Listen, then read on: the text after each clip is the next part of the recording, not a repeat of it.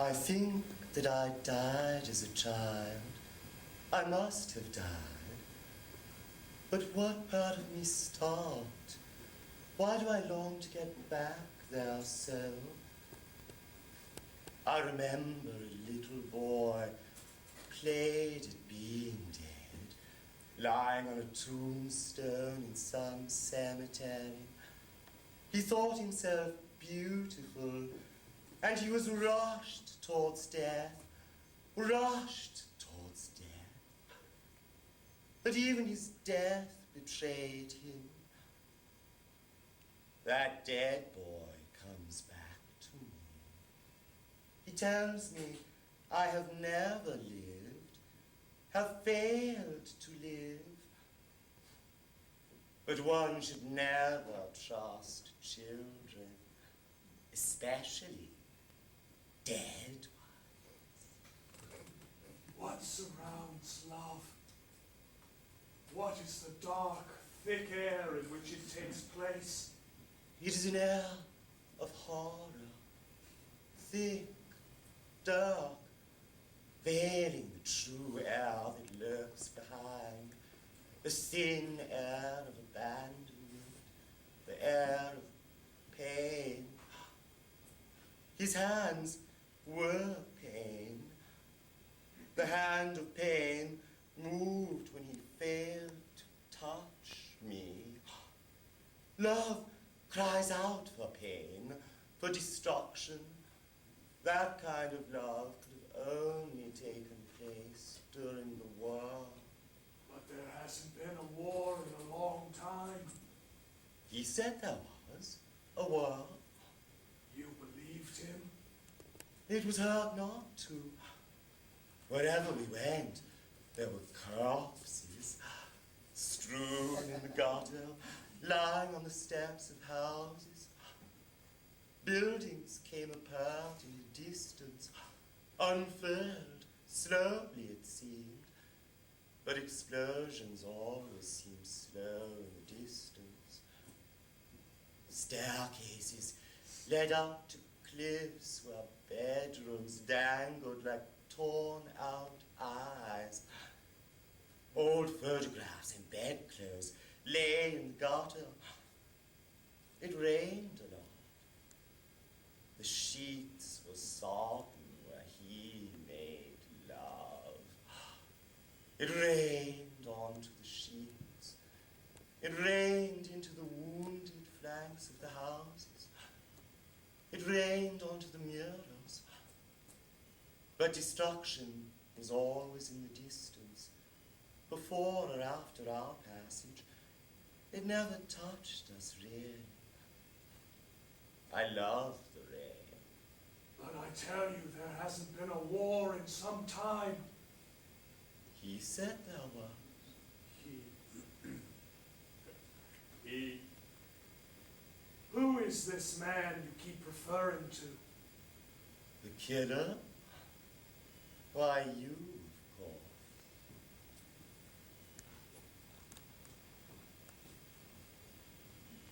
I see. Then why does he not kill you? He could easily. Because I want him to. And shall he describe his killings to you? Yes. Oh, yes. He would take the children anywhere. To the one last bedroom dangling at the top of an exposed stair. Oh, think me a child, a child. I know your perversity. You would watch. You would follow him at a distance, hypnotized by longing. You would wait, huddled beneath the rain as he gathered a freshly orphaned boy or girl into his cloak. And why did they go with you? Was it an hypnosis? Was it the odor of your chest? The fetid springtime cloud in your chest? That stench, slightly dank, rotten, but oh so ravishing, that clung to you. Why did you follow? Why did you watch with a kind of hypnosis? I followed him because he let me. Because he knew I was there and he let me follow. He was the only one who knew of my existence.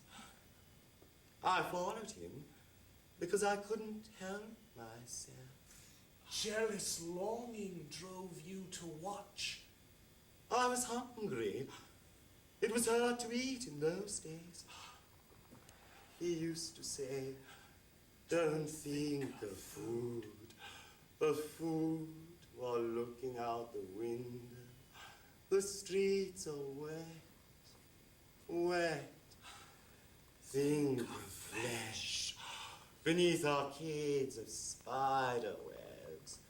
Flesh, while the cornices across the way rot beneath cathedral bells, groaning in the rusted wet of their turrets.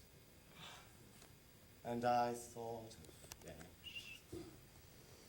Truly, there is no innocence in me. And those children, were they innocent? They watched me. They let me lay them on the wet and stinking bed where it rained onto the sheets. Onto the mirror. Onto the dressers. The dresser had exploded. They would watch, one by one, with a kind of frozen awe as I took off their clothes. As they let me take off their clothes. You said they were shell-shocked, but you never picked wounded ones. You were a perfection. The blood had to wait. Their eyes were the only thing alive in them as they watched me. They rarely spoke. They never blinked. Their reactions were oddly similar. Pick one. A boy or a girl? A girl. I don't want to think of the boys. Their reactions were all the same. All right. I feel her, restraining her breath as I unbuttoned her shirt. It was late autumn. There was a bit of frost in the air.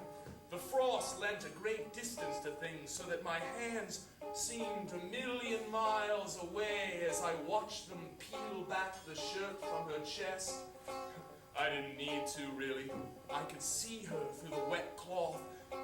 But there's something about unveiling the rain-soaked skin, a sheen on it, like pale blue oil in the shadows. And she began to sweat and to breathe more quickly, shallowly. I could feel her restraining her ticklishness. It was a premonition, really, since I hadn't touched her. But she knew I would. She knew I was going to touch her, even when I gave her the lollipop before I got her upstairs.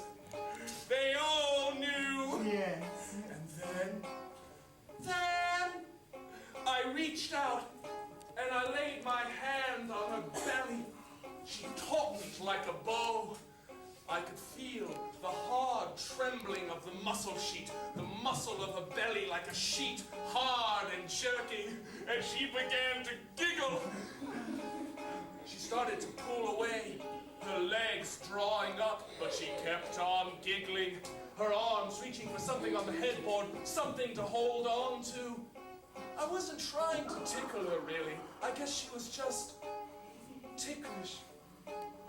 She kept on giggling for a second, even after I pulled out the knife.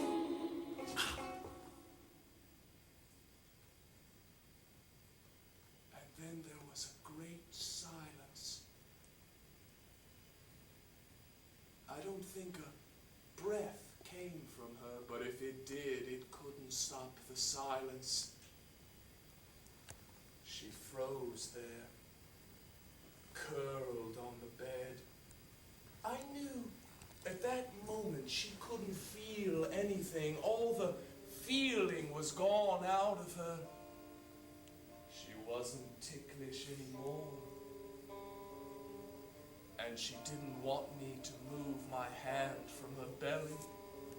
Oh, she wanted that hand to stay there. It covered her. It was her shield. Her eyes were on the knife. Her mouth opened. And when I pulled my hand away, she gasped and closed her eyes.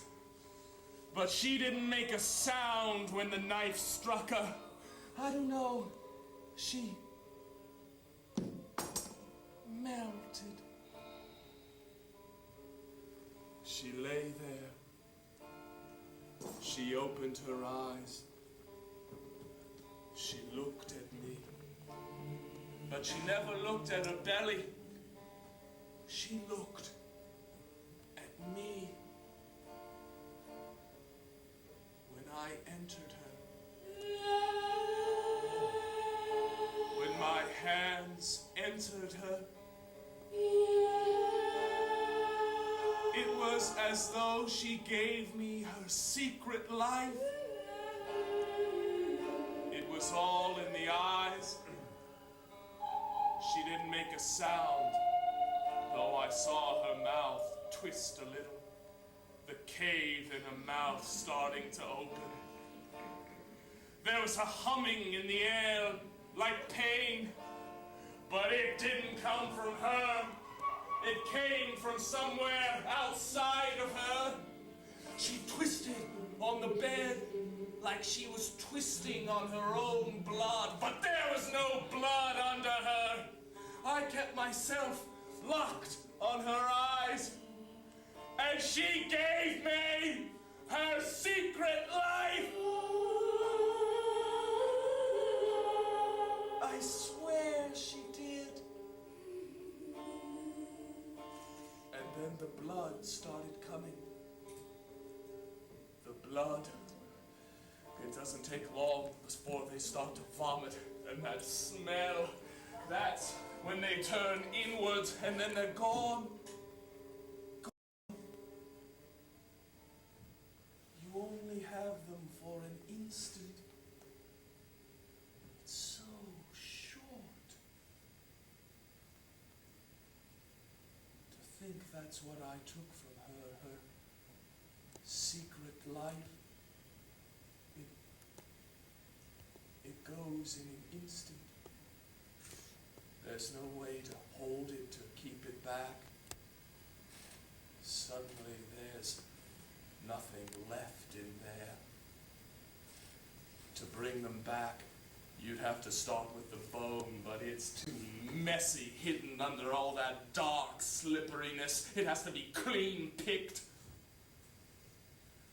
To bring them back, I'd need a skeleton.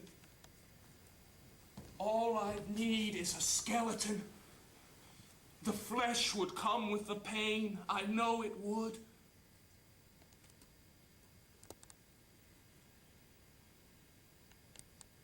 My eyes on my love, my hands clothe you. Your throat is mystery. Your navel leaves no clue. If water in dreams is to carry you from one place to another, then what is blood for? In dreams. Ah! That old hag is howling again. She's gotten caught in the walls. She's trying to make the night more lonely with her howls like a dog does, but she'll get caught. I've set the traps. This house gets bigger as you go inwards.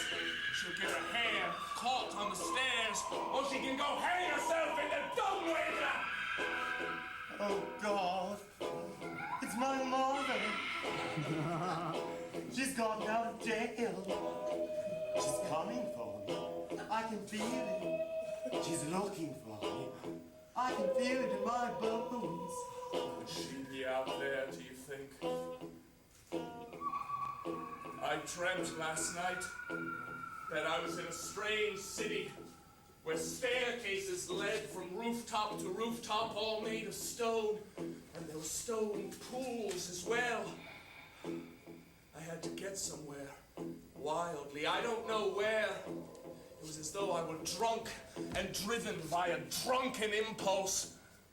Everywhere I went, if I looked out into the night from a landing on a floating stair or from a window, the night was there, like a horrible suction, empty, but with a breathing emptiness.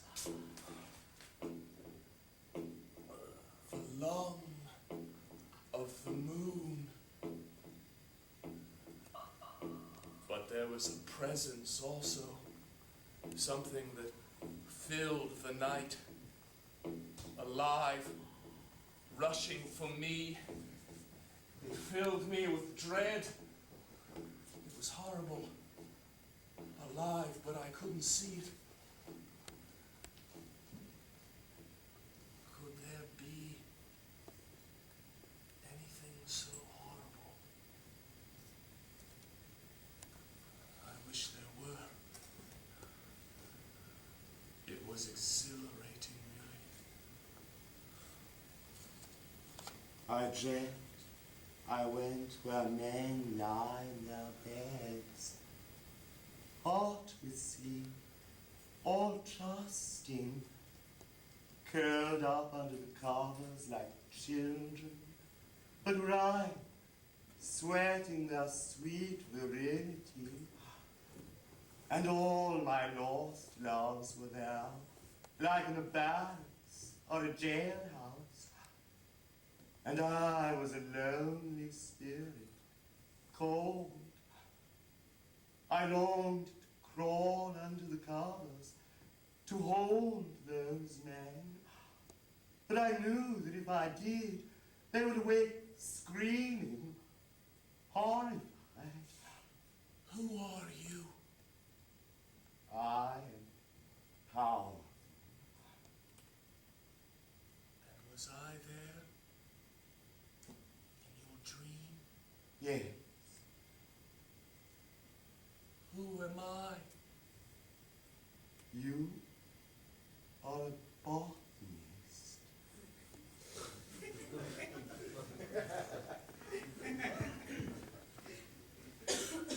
Then there was no war? You were the world for me. I was a botanist. Celebrated in my field. How long have you been there watching me? I was alone. And then a door opened on the air and you appeared. How long have you been there watching me with your eyes, eating me with your eyes? I can't stand it. Have you picked the bones clean yet? You are a skeleton. As are you. Well, after all, what do skeletons have to say to one another? Something come unfleshed behind their grins long ago. The skeleton of an unspeakable thought. Listen. Do you hear the birds screaming? Screaming? Night birds. They must be caught in branches. What kind of birds could they be, do you think, to have such a terrible cry? I call them birds, all. I never knew how to give a name to the pride of race, impaled in their throats, trapped in their thin throats.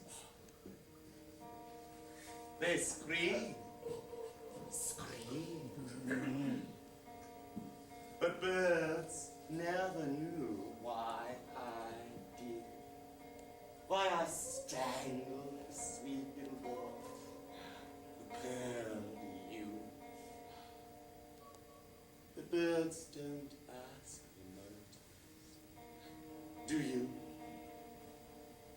The body is the scene of the crime.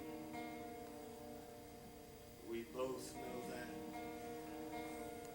Yes, the body is the scene of the crime. It's growing late.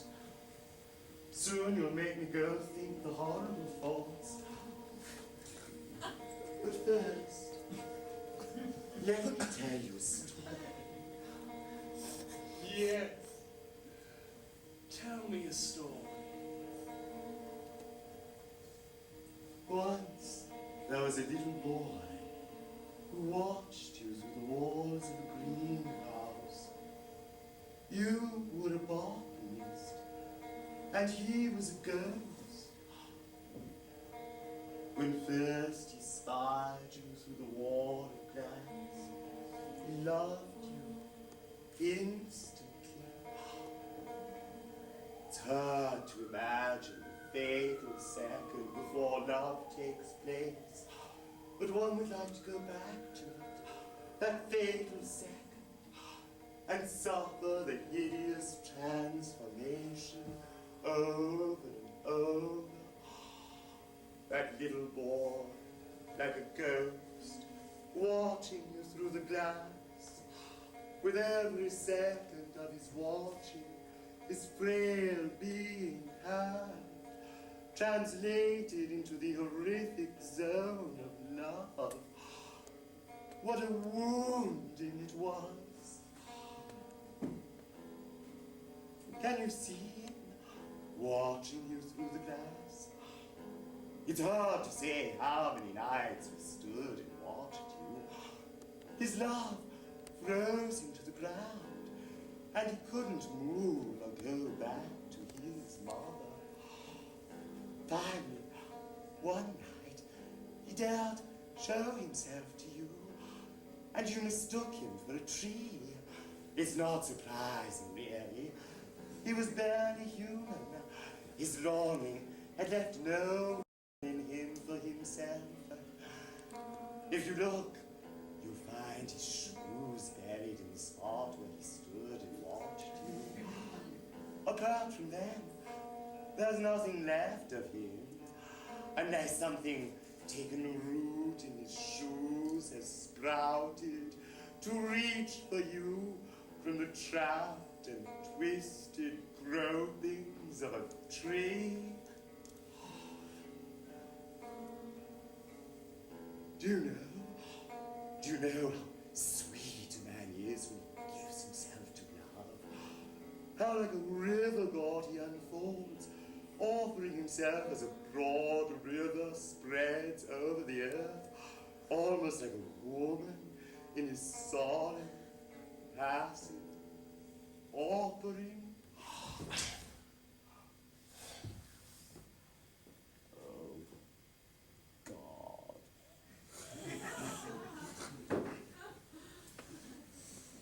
And who is this little boy? This ghostly little boy who's watching me? I don't know. I see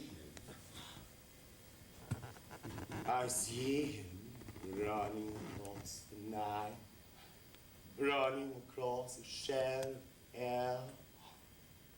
His shame quickens the night. His shame looks like a little boy to me, running across the night, running away. I'd like to call him back, but he's a wild boy who'll go on running. No way to comfort him, to call him back. He's already too far off, too late, out of earshot. He'll go on running with the wild impetus of lost things. He ran away a long time ago, and you are no longer a child. Don't you know why your mother doesn't call you in from the dust-settling dark? She's dead or worse. She left you in a train station 20 years ago. Was it Baltimore, Raleigh, or some American town far older than its parts? She left you in the waiting room, and you watched, meekly propped up on a wooden bench amid a mound of luggage as she slipped into the ladies' room. She took the pocketbook, all the cash, and she never came out. She never came back. You sat there for 20 years, afraid to go into the ladies' room and look for her. After 20 years, you presumed her dead, and you stood painfully in your outgrown clothes. The station clock read but the passage of a few minutes. A large chunk of time might all but have disappeared. But in that time, how your bones had twisted. Look at you. Ill-grown, beautifully uncouth. You are a monster. You can't hide in my armpits.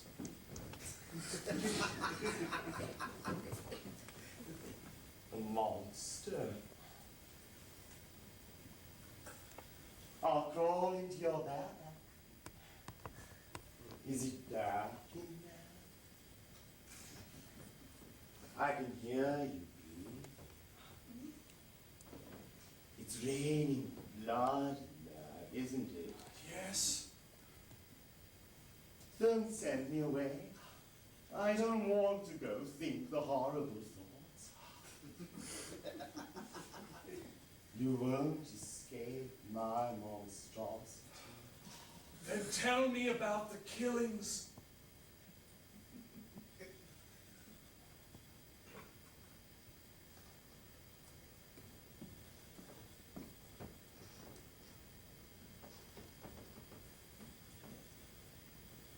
In the park. In the park. There was a storm brewing. Sky hadn't cracked yet.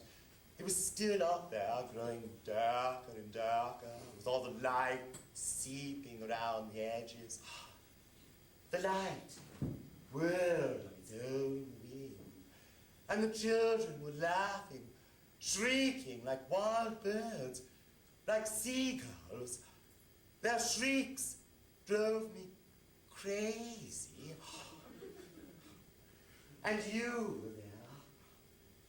I saw you against the swell of the hill in your dark suit, a blade to my eyes. I've been watching you for some time, but I haven't ever seen you in the park. And I felt somehow that you would come to visit me, though you couldn't have.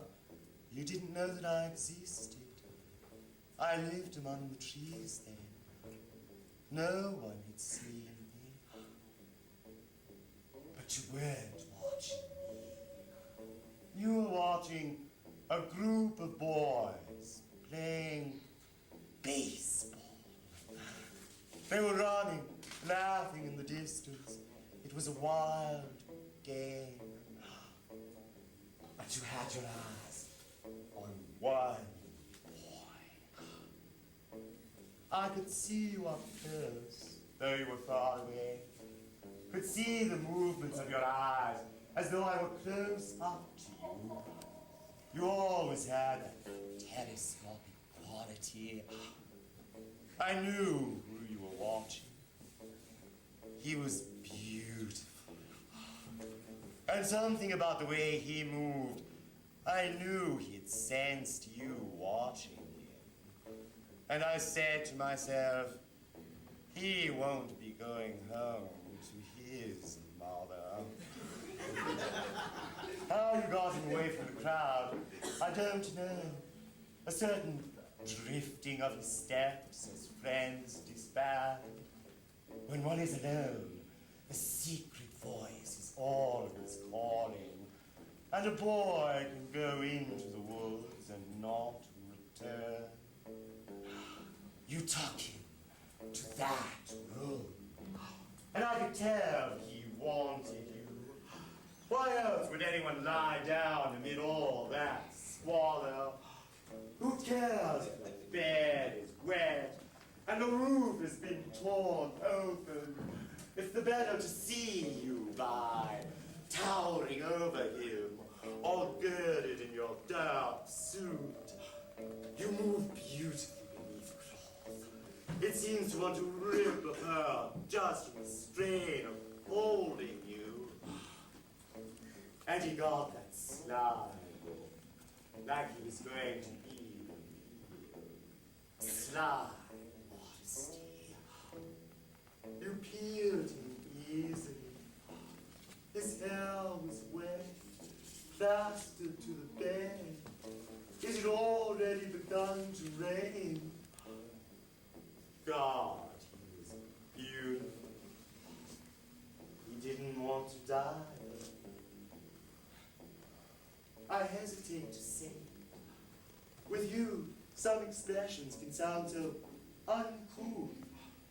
But when you strangled him, had your sex already jotted, did you come all over him as he kicked there on the bed? I don't know. I never get to see. I'm always behind you. He had lovely legs, so full of an urge for life, he might have been racing up the side of the sky as he flailed there. But then somehow, I guess the rain failed to wash away my reflection. I know you saw me, Nero. I'll never forget that. I knew in that 1 second, when our eyes caught, that you knew I had been watching you for some time. Perhaps it always been. And then it was gone. The rain washed it away. The reflections were falling.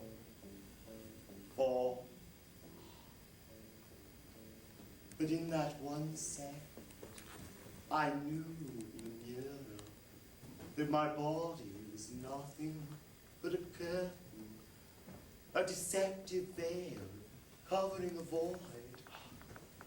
The veil had been torn open, and behind it, something ugly and shameful hung exposed on me, unrecognizable as a hurt.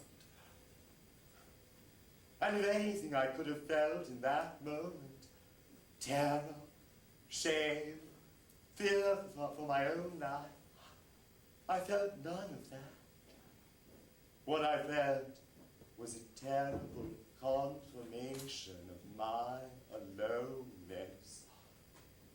For the fact that you knew I had been watching you, that I was part of your crime, meant that I would never have you, that you would never touch me, that you would never do to me what you had done to that boy, to your victims.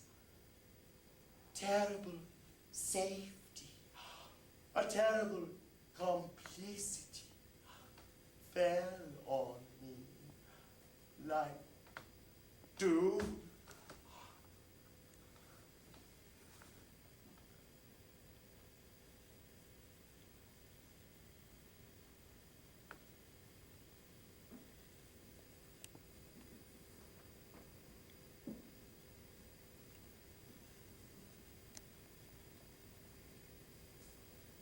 As a botanist, I travel a great deal. fact, I'm rarely here. I'm usually in some tropical region, collecting exotic forms of plant life, antique forms of vegetation that have never been seen before. I don't go into the jungle at night, it's too dangerous, but I like to go off by myself during the day. In fact, it's one of my favorite things to do. Your shadow holds your magic, black like your thigh, but pale and cold when streaked. The night is a sea, a deadly expanse of waters. I'm drowning in the night, and your thighs rise up out of the waters like the thighs of a colossus. Your thighs are two black sails rising into the night. In the jungle, I have stood on a cliff and seen the green-scaled trees stretch out to a point where, stretching beyond the sun, they shine too brightly to be seen, and the distant light consumes them. Behind me in the camp, my guides wait, as far behind as I can have left them and still be back by sundown. Each gesture of love is coupled with murderous intent. Love takes place only in the dark, on some dark stretch of dirt wet with the night, and so without confines in its darkness as to be a gullet or a grave. My guides usually don't know the way anywhere except remotely the way back. You see, there is no destination to my journeys except deeper in. And what I find by chance. Your arms will last longer in wartime than this city to feed the insane fascination of their pits. I could run for you, but I'd not get there. A scream would carry me to you faster, but screams don't come back from that region. As I advance, it is as though a great chasm has opened up behind me. Before me, I can see the trees grow in their power and shake their branches against the sky so that a metallic clamor showers from every leaf. And everywhere I look is something that would shine too brightly to be seen. Later in the night, I will stand before the mirror. A resignation will take hold of me with all the power of the defiance of horror. And slowly I will take off my clothes. I am dizzied and fall backwards into a blindness. My eyes flower. My brain bears branches, worshipful, all surfaces to the sky. I am comforted by this earth and beyond humanity. Beneath my pitiless eyes, my flesh unravels, and my eyes, dwelling on themselves, are a vengeance to themselves. I think that at the root of my quest is something unnameable. I'll touch my lips with my fingers, afraid to touch myself anywhere else. And I'll speak aloud. I'll say, beyond this ecstasy, all else, the discovery of facts, the pushing back of mystery before knowledge, is mere pretense. I would love your corpse like the earth. They would eat you slowly while telling you sweet lies to keep you from crying out until she had what she wanted. But I will see myself and live. You're monstrous. Who or what do you desire? Do they think of you as gold, those children? Eyed? Is God frightened? Do you know how terrifying it is? When you split open a young girl and she doesn't scream, it's of course because she can't believe, but the ghosts are already out of her belly, smelling. But there are no ghosts, only the hum of disbelief in the air. It's a damning silence. I think that death is ill-imagined. Whoever invented it didn't have the courage to look. He failed. He shied away at the last moment. I was an explorer! But in the belly, there's nothing to hold on to. If you have the courage, go ahead. Stick your hands in. Fumble. Grope. Your hands won't come back from that dark. Your hands will be taken where it's slippery and there are no screams. Your hands take you down. Darkness has only one direction. Spinning.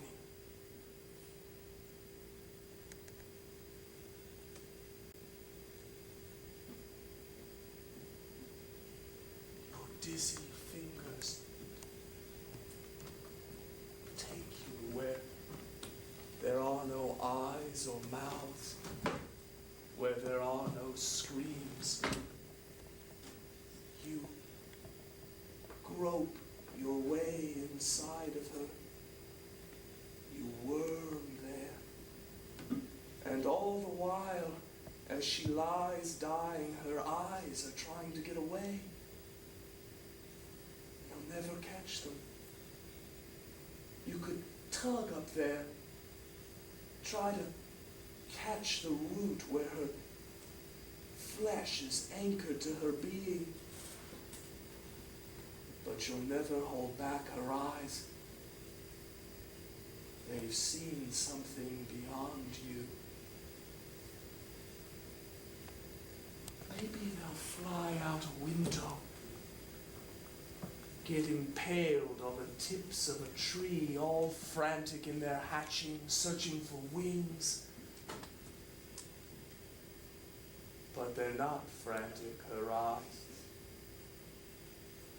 They're so calm in that other thing they see, they'll crack you. Splatter them, you could splatter her eyes like eggs. But you'll never hold her back. Where is the gift? The kiss? What do I want to tear out of her? I could beat her as she dies, but she's gone. Gone. She's an abyss.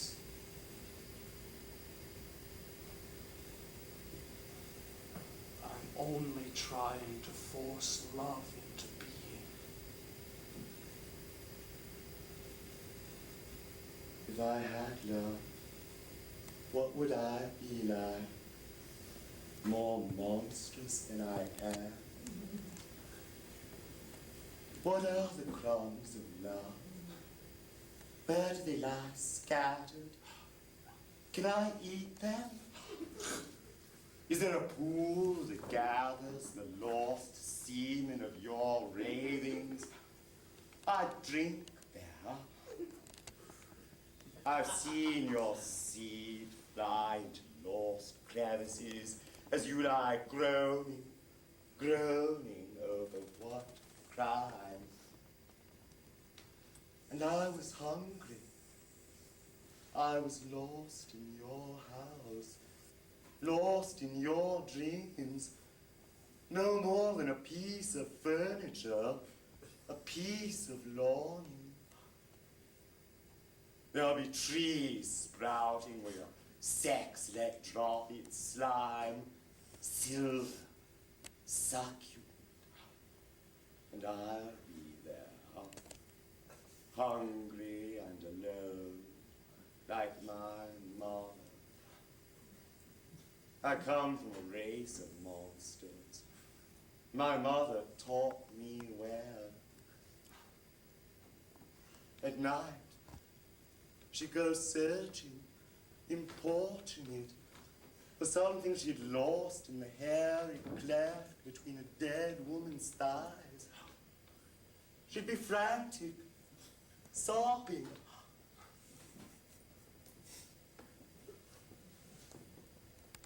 She'd light a match and hold it to the sex, puckering those hairy lips to see if anything were left alive in them. She still stalks the red light district behind the train station. She looks just like her mother. She carries her pocketbook like she always did, slung in the crook of her arm, so that her hand is cupped across her belly in a Chinese gesture.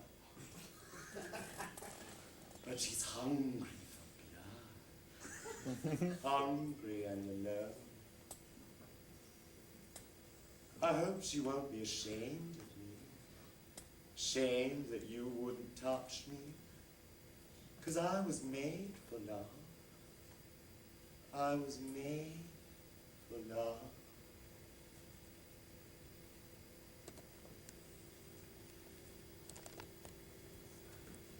You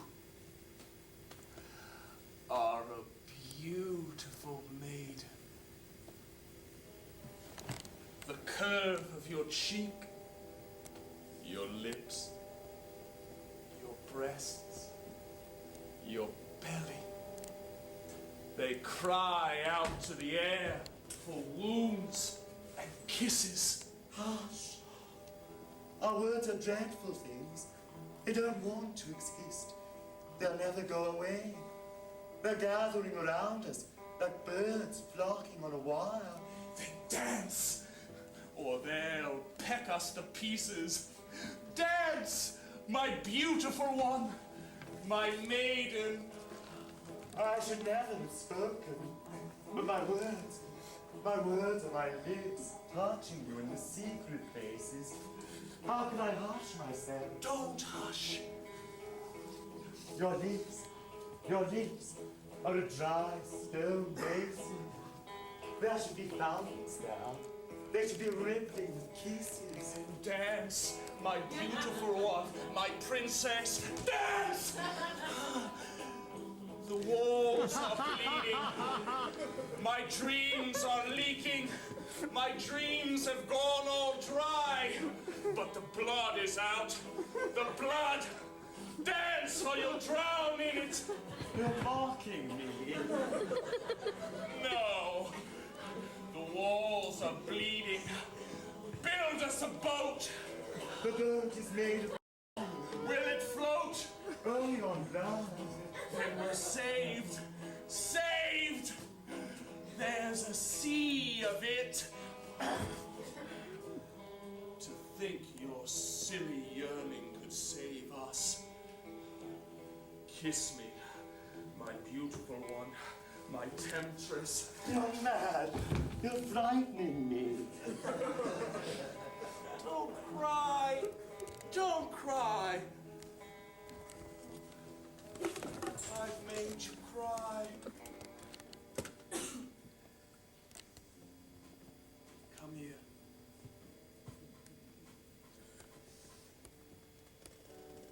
Come lie down. I'll I'll tell you something. Don't be frightened.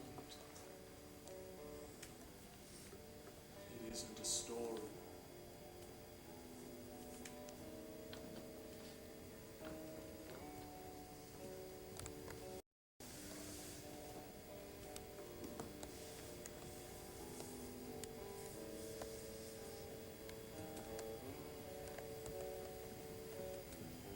I assembled the pieces of my despair a long time ago.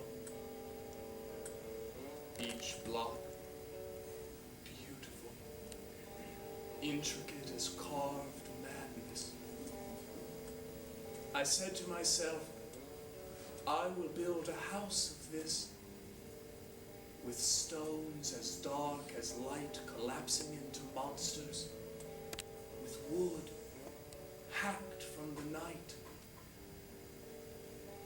There would be secrets there, as terrifying as my own beauty in mirrors. But ghosts have come to lurk in the halls I built. Walls bleed.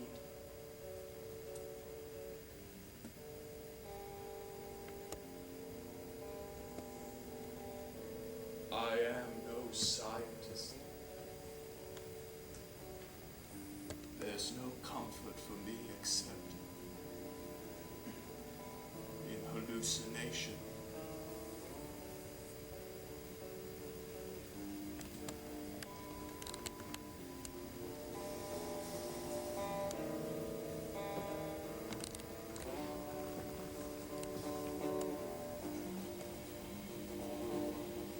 Tell me you understand. Tell me the walls are bleeding.